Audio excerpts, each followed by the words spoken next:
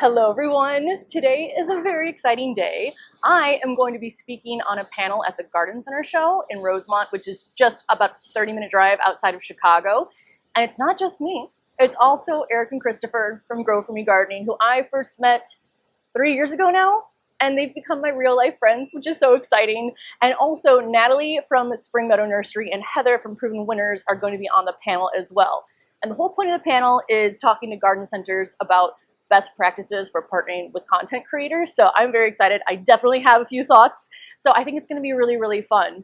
Also, Eric and Christopher have been here since Sunday, and they are helping me plan some plantings for an in-ground space down here on the patio. So yesterday we went and did some plant shopping at Chalet Nursery out in Wilmette, Illinois. We were at the Botanic Garden. I'll maybe throw some video clips of the beautiful Botanic Garden in at the end of the video.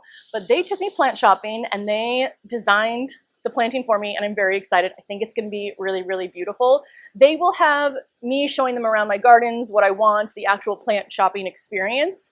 And my plants are not in the ground yet. They're just sitting next to the spot where I plan to plant them. And I probably won't actually plant them until it'll be FaceTime and they can tell me if they like the way I've arranged them or not. But let me first show you the space. It's probably the trickiest space I have in terms of planting for multiple reasons. Here is a look at the space we are working with. Now, this does have plants in it already. We had our garden walk, and this was the first area people came to, so I couldn't just leave it empty dirt, so I threw in some plants that I already had. So there are some boxwoods, there are some hostas, some begonias, but I didn't love what this space was doing, and it's also next to a really tall wall, so it just felt very, very low. I did try to add in this little teeny tiny trellis that I do have in other parts of my garden, but I had a clematis and I'm just growing up it kind of as a placeholder. So this is the area I needed Eric and Christopher's help on. I mean, honestly, I could take their advice on every part of my garden, but this is the one that I just really wasn't sure what to do with, because again, there are a few things to note about this space that make it a bit tricky. The first is the sizing. So it is about 20 feet long, but only 16 inches wide. So it's a narrow but long space. In terms of layering plants from front to back, not really sure if there's going to be much of an opportunity for that. It is also full shade. So the sun stops about right where my foot is because it's blocked by the brick wall. So these are in full shade all day. So I need plants that love full shade, but it's also very, very hot down here. It's probably the hottest part because it gets mid-afternoon sun in the rest of the area and reflects off the building. So it also has to be plants that can tolerate the heat. The other complicating issue is that that's not my ground. That's technically my neighbor's property. So where all of the cement stones are, that's our property. That strip of dirt is our neighbor's property. And so all of the houses along here, the side of your house is really the side of the house next door to you. So we use that space. Like my neighbors over here use that strip of dirt. They use their neighbor's strip of dirt. There's no way to access it from their own property. But if they ever need anything done, because I know if they needed like electricity installed back, or if they needed anything done to that area, they would be able to remove whatever they wanted to. And I gladly accept that because, again, it is their property. So I can't put anything there that I absolutely love. Not that I don't absolutely love these plants, but for example, I wouldn't want to get a climbing rose that I was going to invest in for years to get it the size that I wanted, or any trees that would take years to grow because they could be removed at any point in time. So what I'm going to plant there are some perennials that we picked out yesterday. I will plant those before the end of this season, hopefully relatively soon. And then I will also add annuals next year. But I really wanted this space to be the most relaxing, serene space. I don't know if you can hear all of the construction noises going around, but despite that, I just wanted this to feel very peaceful. So I think the plants that we selected are going to be perfect for this. So let me show you what we got. The first plant that's going to go in that border, and probably the plant that I'm most excited about, is this Amsonia. Now this one, the variety is String Theory. It has really pretty light blue flowers in the spring. Now technically, it does say full sun to part sun, so a few things with this. First of all, the leaves do come out enough that they will get some of the sun that comes over in the afternoon. But also, so the reason I love these so much is because there is a building just a few blocks over that we regularly pass by on our walks. They have a whole hedge of these growing. right on the sidewalk. So I'll like run my fingers through as I walk by. That's on the north side of the building. And it never gets any direct sun, and they're doing great. So I do have high hopes for this Amsomnia. It's going to get to, well, it says 18 to 22 inches, but I swear it's already taller than that. So I can't wait to see how this does. And I think the wind that comes through down here will blow that very beautifully. So I'm very excited about this. We got 5 of them. Then we got 5 of the Dark Side of the Moon Astilbe. So because I want it peaceful down here, and because there is a lot of black, I just thought this really dark red purple foliage, almost black looking foliage, would fit in really nicely and just tie everything together, but again, make it very calming back here. So I know that Astilbe does fantastic in shade. A lot of the parkways in Chicago are fully shaded, so the plants that you see a ton of in those shaded parkways are Astilbe, hydrangeas, mostly panicle hydrangeas because they do survive our winters here pretty easily, hostas. I mean, there's always begonias and impatiens as annuals, but you'll see a lot of the same plants because those are the ones that do perform really well in shade. So I'm excited for this as well. We got 5 of these. Oh, and the blooms on these are pink, which that's all I need to hear to agree to this plant. And lastly, we got some ajuga. Now this variety is Burgundy Glow, which I think is going to work perfectly with the other 2 plants that we selected. So this is going to be a ground cover. It spreads very well, and I am bad at keeping up on weeding because with everything in my containers, they just fill the containers so quickly that there's not really many weeds that come through, but in the ground there are, and I've been very bad at keeping up on them. So I'm hoping to have a ground cover that at least helps to minimize the amount of weeds that can poke through. So these are beautiful. I'm going to show you how all 3 of these look together. Oh, and yes, we did get a hammock, $60 on Amazon.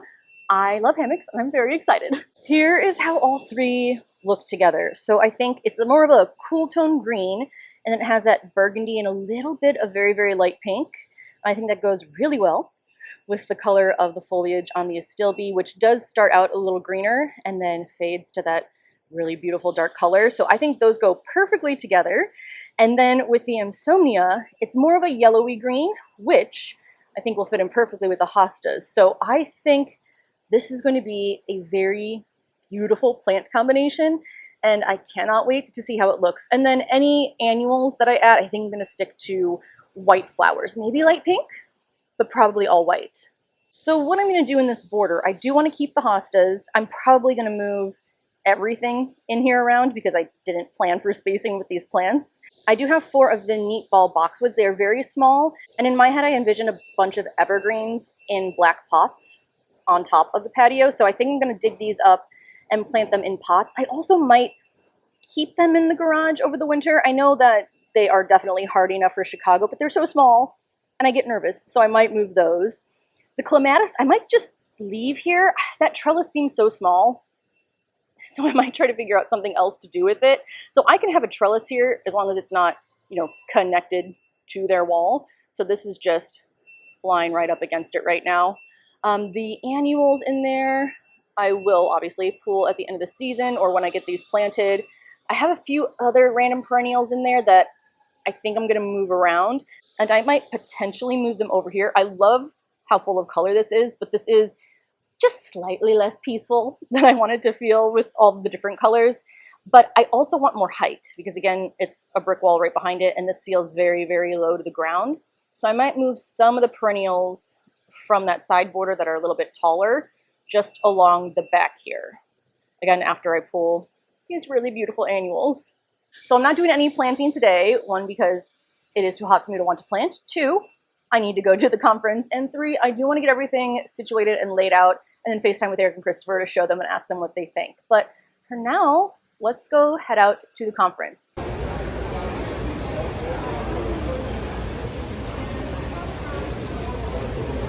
There's our friends. Ooh, at Hartley Botanic.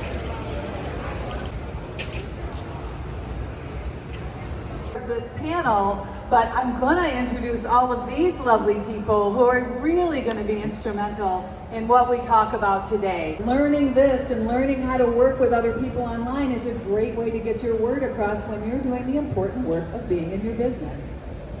And finally, this is not an influencer sales pitch. So while I love working with these people, there might be other people that are a better fit for your business. Some of the content creators that we work with for the Proven Winners brand, these people do a really wonderful job for us. So I'm going to start with Heather Wheatley, and I'm going to ask just each person on our panel to introduce themselves, tell a little bit about what they do and where they're from. Hi, my name is Heather Wheatley. I'm the marketing manager for Proven Winners North America. I get to work with the content creators very closely. I have 27, no favorites. But I do enjoy working with all of the content creators, and I think you will too. So it's nice to meet you all, and we're delighted with questions in the end. Thank you so much. I'm Eric. I am half of Grow For Me Gardening. This is my husband, Christopher. And we garden in upstate New York in Zone 6A. We've been creating content since 2022. And we are gardeners first who happen to create content. And we are really excited to speak with you today. Bye. I'm Bethany. I'm a Chicago gardener. I live in Chicago, and I grow only in containers on rooftop decks. So I am targeting a very specific audience, and I can't tell you the number of people that have come up and said, I'm gardening now because of you. So that's my main goal, education, like you said, and then content creation second. So when you're a content creator, your main job is to be sharing your knowledge, entertaining your audience, but having a genuine, authentic connection with your followers. And I find that Instagram in general is the best way to connect with companies. I just feel like it's a little bit easier than any other platform. So I post photos and reels, and I'm not an expert photographer. I'm not starting this to be an influencer. I'm really just showing what I'm doing every day, what my garden looks like this morning. I named my giant sunflower Hank. I took a photo with him. So it's about connecting with the audience as myself. And then from that, they often ask, well, where did you get those sunflower pots? Where did you get that sunflower? And then you share that information. Monetary exchange, don't think there always has to be a monetary exchange when you're working with content creators. They sent me the pots. I make however many reels we decide upon. I posted it to my page. Sometimes businesses want that for them so they can post. Well, I think the first thing that we look for is if we're using the product. Often, like the farm yarn, it's a small singular product, and they reach out in that way, but it's something we already used. And that's something that it's helpful. Look at who else they work with to make sure that we also align with the other content creators that they work with. Overwhelmed when it comes time to choosing things at the garden center. And when they know that we garden in Zone 6A in upstate New York, they feel very comfortable if they're in a similar zone to us saying, okay, that works for them. With Yosemite Garden Center, that was the first garden center I went to in 2017. I don't think we really worked together until this year, so it was years of me sharing my favorite places. So look for who's tagging you, because they're already familiar with you. And then also if you follow hashtags, so Chicago gardening would probably give you a lot of people who are in the Chicago area and are gardening, hopefully. And then that way you can look through their profiles and see who could be a match. And you could look at 2 to 3 people a day. This isn't something that has to take hours of your time. It can take 5 to 10 minutes a day. It's education, gardening first, and we just happened to get nabbed by you guys and fell into the content creator world. But I didn't want to change the focus of my channel to just sales or something like that, because that's not what I like to do. So educational videos are great, especially because on Google or YouTube, people often enter, how do I fill in the blank?